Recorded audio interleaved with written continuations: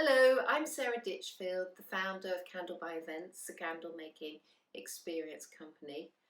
I'm also the author of Making Candles, which is published by Search Press. Today I'm going to show you how to make one of the projects in the book involving beeswax and a rolling technique. If you have a copy of the book, it's on page 32. But don't worry if you don't. At the end I'll give you a link where you can actually purchase the book.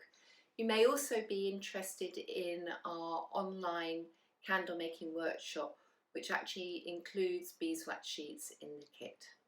So my knowledge of beekeeping is limited, but what I do know is when bees make the honey in the hive, they actually make the wax as well, and they have little glands at the front of their bodies that naturally secrete the wax. And when they start to build up the honey in the hive, they build little cavities made out of wax, and then they fill those with the honey. And then when the beekeeper drains off the honey, the wax is left over and is used for candle making, lip balm, furniture polish, lots of different things. So beeswax sheets look a little bit like pastry. I'll just hold one up here to the camera so you can see it a little bit more. So they come in large sheets, a bit like this, and then you trim them down to size. So the natural colour of a beeswax sheets and beeswax is this natural sort of creamy off-white colour. And to make the beeswax sheets, they first of all have the natural wax, they then bleach it so you can get sheets in a sort of a very almost white colour, and then they add dye and create lots and lots of different colours sheets.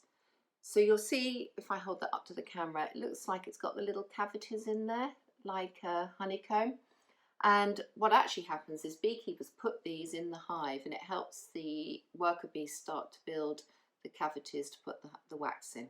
But for us, we're only concerned about how to make rolled beeswax candles with the wax sheets.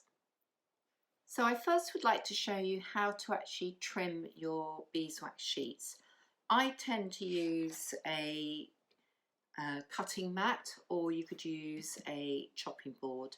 The nice thing about the cutting mat is you've got nice ruler measurements along here, which makes it slightly more helpful. You also need a craft knife or a Stanley knife. You can use scissors, but it's so much easier with a craft knife. And I tend to use a metal ruler, but again, a regular ruler would do the same job. So I want to make a square out of my first sheet. So I'm just going to measure here. So if I go along here, it is 21 centimetres. So I'm going to measure, use the lines on here, find 21 on here. If I move down a little bit, you can see. Find the 21, line it up here, like so. There we are. And then with this craft knife, just cut down the edge like so.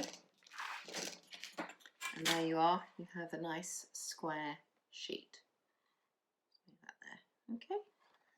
Now I want to make a couple of other ones, so I'm going to do the same with a green one. So again, I'll just show you how to do that. Take the mat, measure 21, and then down with the craft knife. And I'm going to do one more with a purple sheet. The lovely things about these beeswax sheets is they come in such amazing, lovely, bright colours. Really nice and cheerful. So let's line that one again. Doesn't look very straight that side. Now I'm going to try here slightly.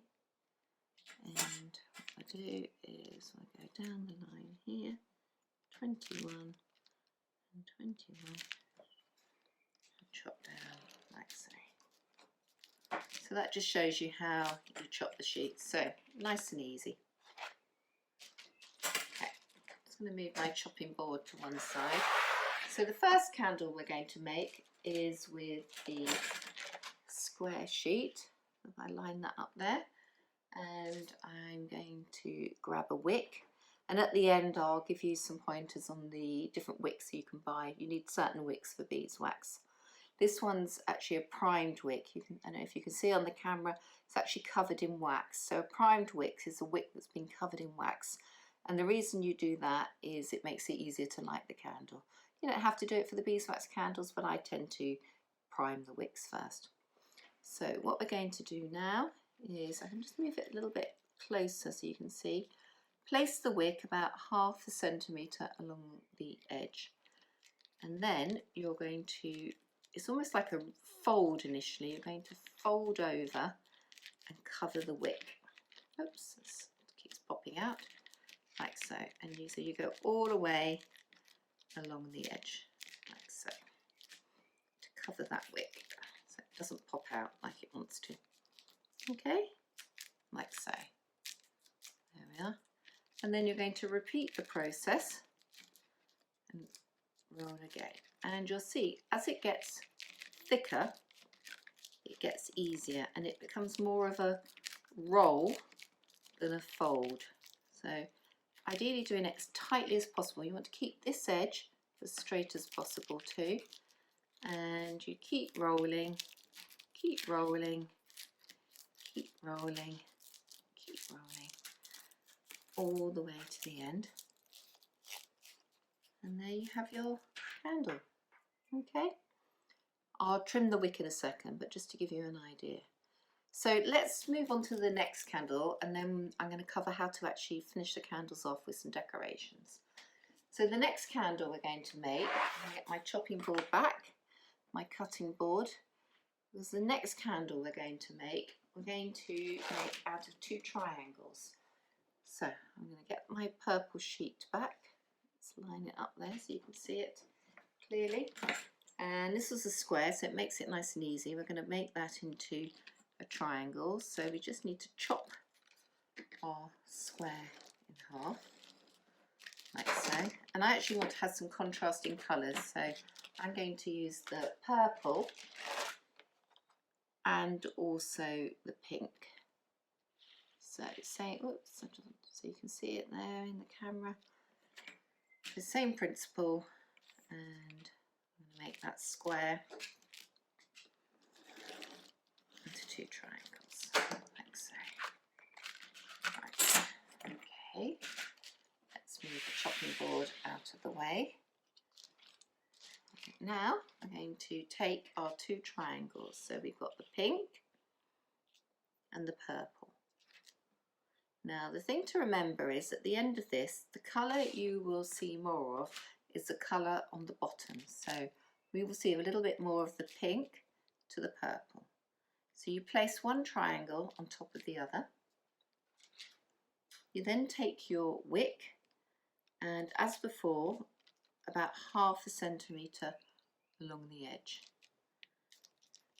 And then this time you're going to roll over and cover the wick, but with both the beeswax sheets, so it's slightly fiddly to start with. Beeswax sheets are brilliant. They're super pliable, but they do need to be at room temperature. If they're a bit chilly, a bit cold, they break a little bit. So the best thing is to make sure they're in room temperature.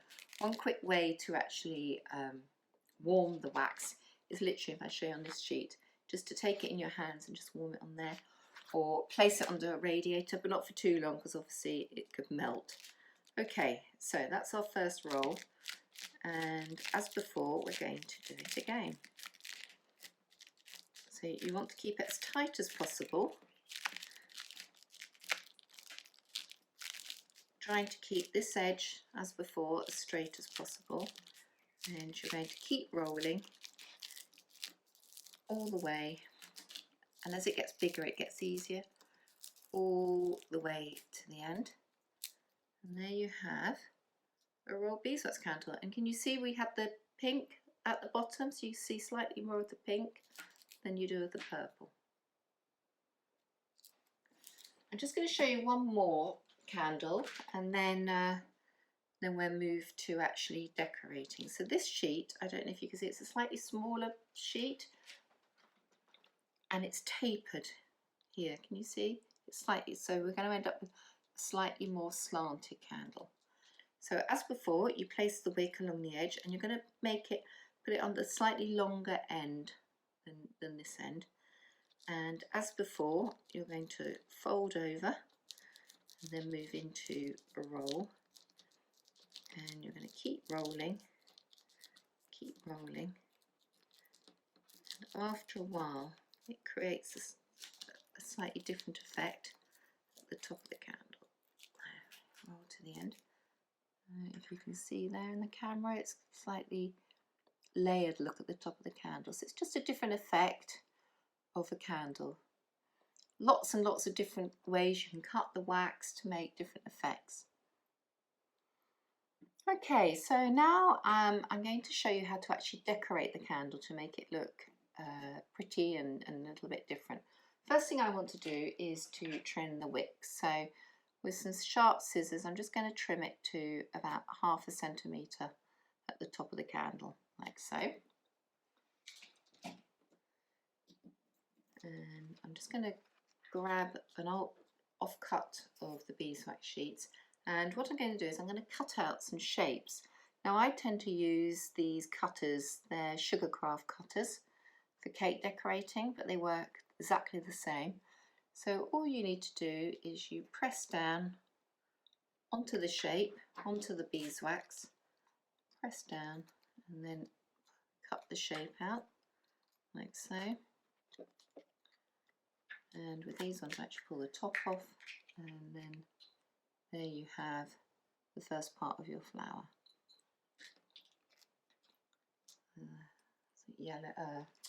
A red flower, and then I'm going to do the same, but this time with the yellow flower.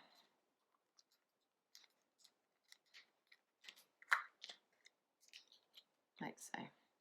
So there we have our 2 flowers, and I'm going to create a layered look. So I'm going to take my red flower and then I'm going to place on top the yellow flower and just press down slightly, and you'll see because it's tacky it sticks.